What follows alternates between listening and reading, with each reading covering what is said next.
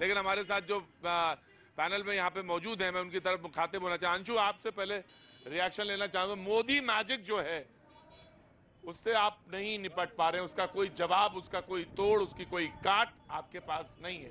अंशु अवस्थी जी, सबसे पहले तो जो जनता का जनादेश है, पंजाब में आम आदमी पार्टी को शुभकामनाएं और उत्तर प्रदेश में भारतीय जनता पार्टी को।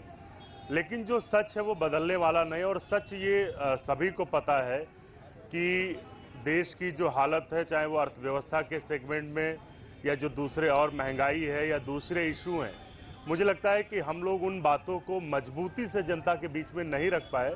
इस बात को मैं मानता हूं, और कोई मोदी इफेक्ट नहीं है। विपक्ष को पूरी मजबूती से भारतीय जनता पार्टी से एक साथ आमने सामने लड़ना पड़ेगा। विपक्ष बिखरा हुआ था, इस वजह से उसका नुकसान हुआ है। बस साहब। प्रतीक जी, 2014, 17, 19, अब 22 आ गया। आप लगातार देख रहे हैं कि मोदी जी के वजह से, और प्रदेश में आप योगी जी को आप देख लीजिए, मणिपुर में आप देख लीजिए, गोवा में आप देख लीजिए, ये प्रचंड जीत ये इस बात को दर्शाता है कि विकास का ही मॉडल चलेगा।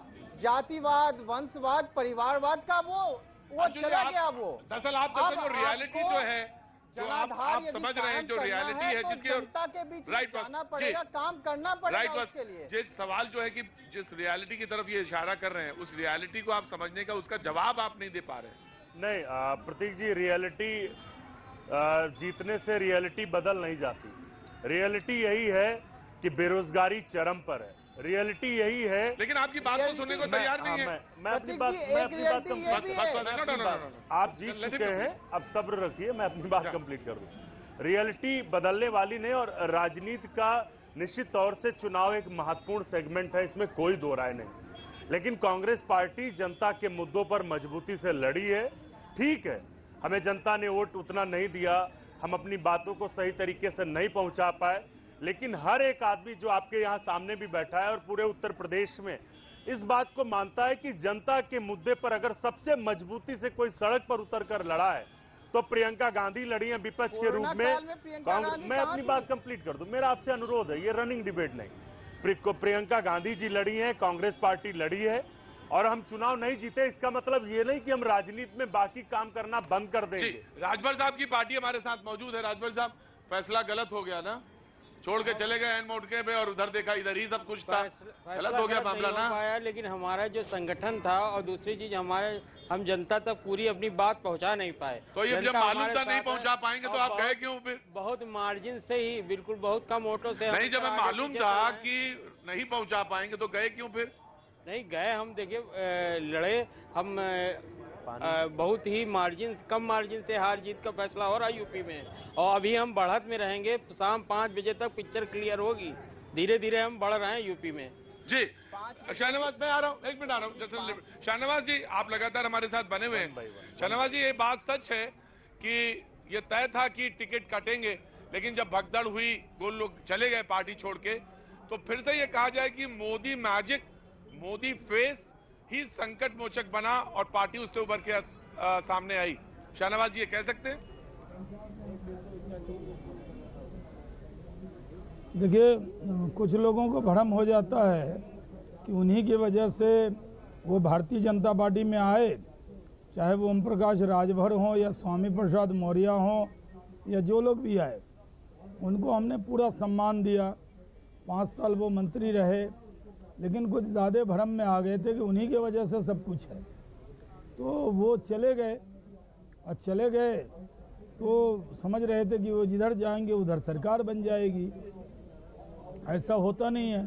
वो हमारे इधर आए इसलिए मंत्री रहे, और अब वहाँ समाजवादी पार्टी के पास गए तो ऐन वक्त पर अगर छोड़ना था तो पहले दिन छोड़ देते। पूरा सत्ता का सुख ले लिया और बाद में चले गए तो जनता भी नाराज हो गई उनसे।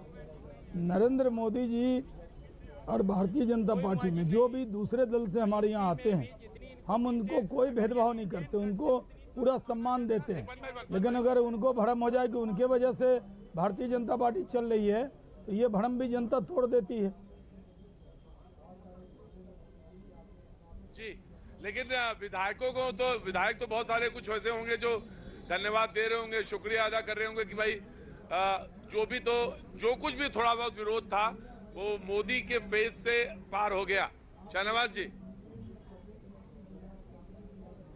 देखिए प्रतीक जी, मैं खुद 3 बार सांसद रहा हूं और मैं जानता हूं कि आप कितना भी काम करें तो नाराज़गी तो जब आप सिटिंग होते हैं तो थोड़ी बहुत विधायकों से या सांसदों से हो जाती है। लेकिन आप समझिए कि पिछली बार जब लोकसभा का 19 का चुनाव था या 14 का चुनाव था तो कैंडिडेट के नाम पर उसके अच्छे काम का लाभ होता ही है, लेकिन हर जगह तो लोग कहते हैं हम मोदी को वोट दे रहे हैं तो उसका फायदा भी होता है। लोग कहते हैं कि भाई जो कमियां होती हैं कार्यकर्ता जाकर उनको समझाने का काम करते हैं। तो हमारे कई विधायकों से अगर 136 सीटों पर हम पीछे हैं, यानी 140 सीटों पर हम 262 पे आगे हैं और समाज 140 करीब ऐसी सीटें हैं जहां हम पीछे हैं, तो वहां और भी ये फैक्टर हो सकता है कि वहां लोकल नाराजगी ज्यादा रही होगी। जी बिल्कुल अंशु जी, जिस तरह से बात हो रही थी कि मैंने सुना शाहनवाज जी, बिल्कुल सुना। और जिस तरह की बात आप इशारा कर रहे हैं, मैं अंशु जी हमारे साथ कांग्रेस के प्रवक्ता बैठे हैं। अंशु जी, जिस तरह से फर्स्ट फेज में लोग बात कर रहे थे, सेकंड फेज तो पिछली बार भी थोड़ा सा हल्का था जहां तक बीजेपी का सवाल है, लेकिन फर्स्ट फेज की जिस तरह से बात कर रहे थे वहां भी 1 साल भर चला आंदोलन, इफेक्ट नहीं डाल पाया। मुझे लगता है कि भारतीय जनता पार्टी ने जो कोशिश की ध्रुवीकरण की वो काफी ज्यादा कुछ प्रभावी रही और शायद उसको हमको एक सामूहिक तरीके से लड़ने की जरूरत थी जिस पर हमने काम नहीं किया। इसका नतीजा ये रहा कि अंशु जी, फिर आप बताइए, ध्रुवीकरण की बात कर रहे हैं, इतना साल भर एक आंदोलन चला, पंजाब के बॉर्डर पे चलता रहा, आपकी सरकार थी पंजाब में, वहां किस वजह से हार गया?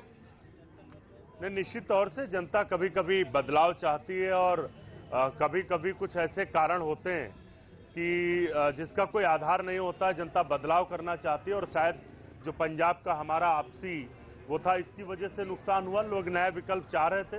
अगर तो आप ये मानते हैं अगर मोदी मैजिक, आप ये मानते हैं आज की मोदी मैजिक है योगी जी का? नहीं मानते? अगर मोदी मैजिक होता तो पंजाब में भी भाजपा सरकार बनाती, ऐसा तो नहीं हुआ। तो ये जरूर है कि भारतीय जनता पार्टी चुनाव जीती है। अगर मैं टैली पढ़ूं तो 262 है बीजेपी और कांग्रेस है 3, तो यही तो जादू ही होता है हमारी समझ। अगर मैं किसी से पूछूं तो आप भी इसी को कहेंगे ना, मतलब आप 3 है 262 है। जी जी, इस बार इन्होंने पंजाब में एक दलित चेहरा दिया।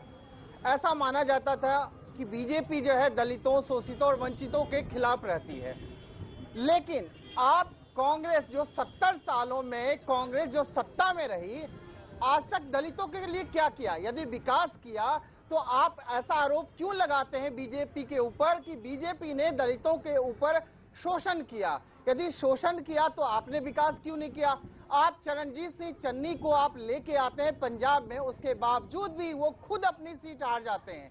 आपने कहा कि दलितों के बारे में सोचते हैं, आप पिछड़ों के बारे में सोचते हैं, तो आपका ये हश्र पंजाब में क्यों हुआ? आप ये जो आरोप लगाते हैं बीजेपी के ऊपर, यह निराधार है, क्योंकि बीजेपी न तो मुसलमानों का शोषण की है, न दलितों और पिछड़ों और शोषितों और वंचितों का। की तरफ आज जी, राइट सर, राशन दिए जी रमनीक जी, तो सबको दिए। जी